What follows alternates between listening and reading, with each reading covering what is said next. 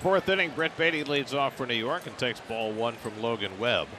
Baty took a call third strike his first time up. Swing and a miss at a sweeper, and it's 1-1.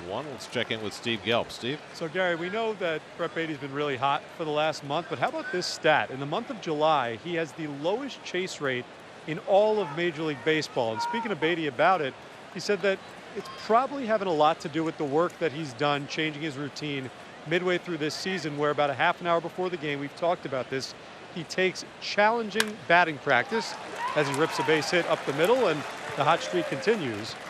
But the batting practice that is intended to try and get him ready for that specific pitcher that night. Now, obviously, the main goal is to get him comfortable, but the secondary goal is to really hone in on his strike zone, only swing at strikes, to the point where at the end of the round, he will do certain situations, and if he finishes on a walk, he'll go into the game off a walk. He won't necessarily have to go into the game off of a swing. So it has been a remarkable stretch in terms of plate discipline for Brett Baty in July. Takes a huge lead, decides not to go on the first pitch to Alvarez. Also taking real liberties at first base against Webb, as they have been against so many pitchers this year. They've been doing it all year, and as a result, they've got 82 stolen bases, and they've only been caught 10 times. That is they lead the league in least amount of caught stealing. 89% success rate, by far the best in baseball. And you know, on the other side, they've done such a good job of controlling opponents' running games. It's been a huge difference maker for the Mets this year. They certainly have. The two catchers can throw.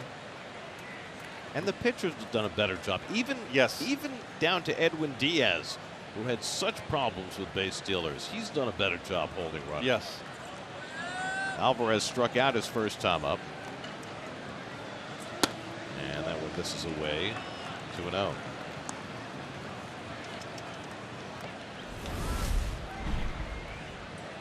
Pete Alonso getting a lot of kudos for his defense tonight. Thank you. Why not? Thank you. I mean, he's already saved Holmes, Lindor, and Mauricio errors in this game. Yes. And we're only 3 innings in. 2-1 to Alvarez, who struck out his first time. Mauricio on deck. And that's away, and Webb really struggling. He is fighting himself with just about every pitch. You can see the frustration. He's coming off of his worst start of the year up in Toronto, and you always feel like, okay, he got it out of his system. He'll bounce back. There goes Baty, and it's lined into center field. A base hit for Alvarez. Baty will go first to third. Back-to-back base hits for Baty and Alvarez to start the 4th inning. A bullet off the bat of Alvarez with Baty in motion. Well, that's another good sign from Francisco. Fastball, belt high, wanted it away, and it bled back down the pipe. Look at Baty getting that lead. It's such an easy pickoff, and pitchers are not paying attention, just not paying attention. And it's beyond the point of Mets just catching everybody by surprise. Come on, where you been? Wake up, National League or MLB. So 2 of the baby Mets have set the table, and now the third will try and get the run in. Mauricio had to base it up the middle his first time up. They're going to concede the run here. Mets have had 4 hits up the middle already in this game. One of that is that they're hitting the ball hard against Webb, but the other is that the middle infield defense for the Giants does not have much range.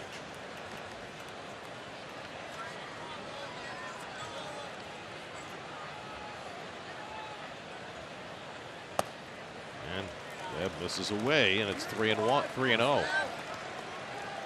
Nothing is coming easily for Logan Webb. The Mets had not scored an earned run against him in 19 straight innings coming into the night. They've got 3 runs already and threatening for more here in the 4th. And that's inside, ball 4, and that'll load them up. So 2 hits and a walk to the 6, 7, and 8 hitters, and the bases are loaded with nobody out. And that's going to be J.P. Martinez, the pitching coach.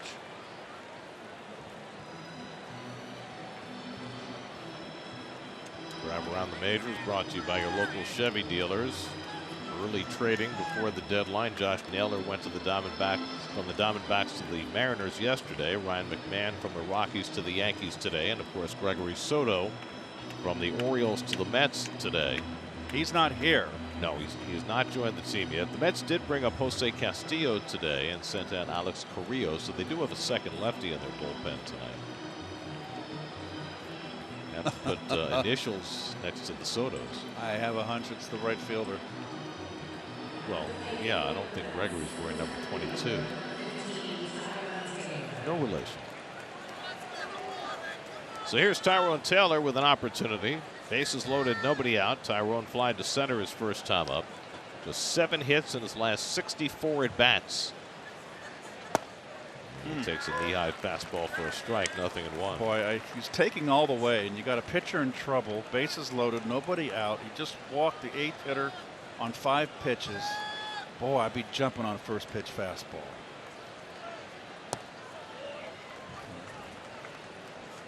Just body language in Webb is not promising. 3 career grand slams for Tyrone. 1 as a Met. We're not going to mention it came off Luis Guillorme. And when Nick Kurtz hit his 4 home runs tonight, his last one came against a position player. But you know, when they look in the record books, nobody's going to question it. Doesn't matter. Evidently, his last home run was right field upper tank. Well, it was against Cooper Hummel, who's not a pitcher. But you know, they all count. I had one at bat off of an everyday player. Not an, he wasn't. It was a bench player. It was off Tom Hutton. Was with the Phillies. Taylor chops one to short. Adames with a nice pickup. Flips to second one. The relay not in time as Batty comes home to make it 4-1. Nice pickup by Adames, but the ball just not hit hard enough to double up the speedy Taylor, who picks up his 18th run batted in. Well, he came in hard and charged hard to get 2, which is what he had to do.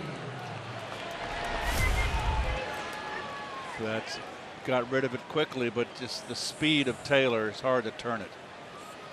Got a dark purple glove. Deep purple. Ooh. Hush. Highway Star. So now runners at the corners with 1 out and a chance for Nimmo, who has doubled and flied out 1 for 2. And a check in on Taylor, who's got 10 steals and 11 tries this year. And the Giants are playing back for 2 up the middle. They're not coming in. Most teams have played in, Gary, all year long. We've seen Bob Melvin. Oh, there goes Taylor. The throw by Bailey is a good one, and Taylor beats it anyway.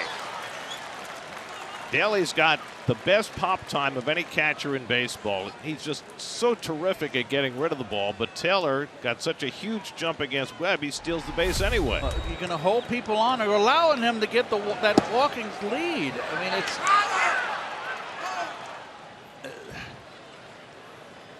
it's just a lost art. Well, the Mets have now been successful 24 consecutive times, the 11th of the year for Taylor. Now the infield has to come in, second and third, 1 out. And Nimmo shoots one foul, 1-1. You know, we went through that period where, you know, the baseball lords felt the stolen base wasn't important, and you went through a stretch where no one hardly stole bases. Now, with the only throw over 3 times, pitchers don't know how to hold runners on. That's a good high fastball by Webb, 1-2. Giants are going to get their bullpen up. Tristan Beck, who was just recalled today when Landon Roop went on the injured list, is up in the Giants' pen. Webb needing a strikeout, 1-2. He tries the changeup and misses, 2-2. You see his arm angle is so far down, his point of release, and that's big. That's an issue with him. He's got to get on top more. Alvarez at third, Taylor at second with 1 out, a run home in the inning. And Nimmo lines one into center field for a base hit, and that'll bring in 2 more. Alvarez is home, Taylor right behind him. 2 more runs, this time driven in by Nimmo, and the Mets now with a 6-1 lead in the 4th inning. Second hit for Nimmo tonight, RBIs number 58 and 59 on the year. And the Mets are hitting Logan Webb like they've never hit him before. Well, look at the flat fastball, excuse me. And for a left-hand hitter, your approach off a sinker ball pitcher from the right side is going to be up the middle, and they don't get sink.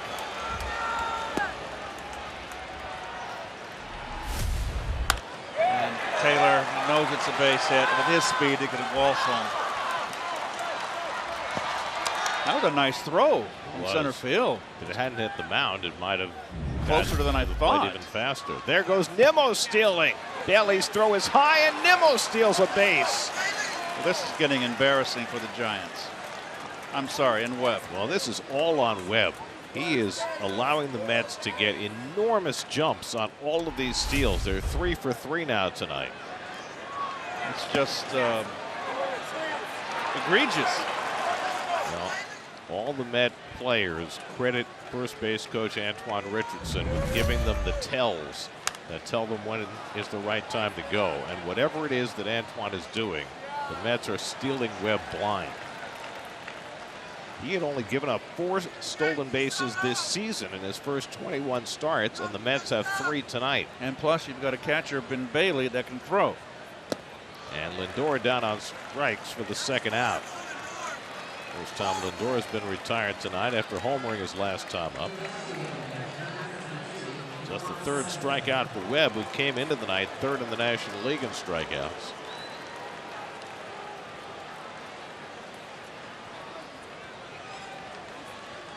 And now Soto with Nimmo at 2nd and 2 out. Soto drove in a run with a ground out in the 1st, doubled in the 3rd, and swings and misses at a high fastball, 0-1.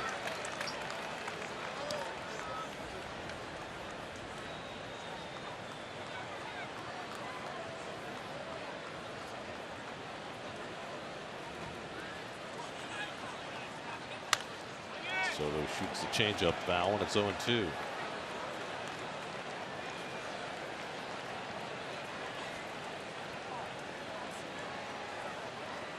This is one of those nights that has to make a team feel awfully good about their offense. They are tearing apart one of the quality starters in the game.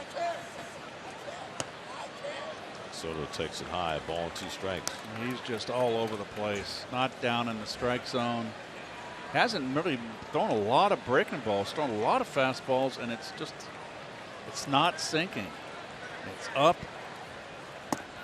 And that's in there for a call, strike 3. That sinker found the plate. So back-to-back strikeouts for Webb to end the inning, but the Mets cash 2 more and lead 6-1.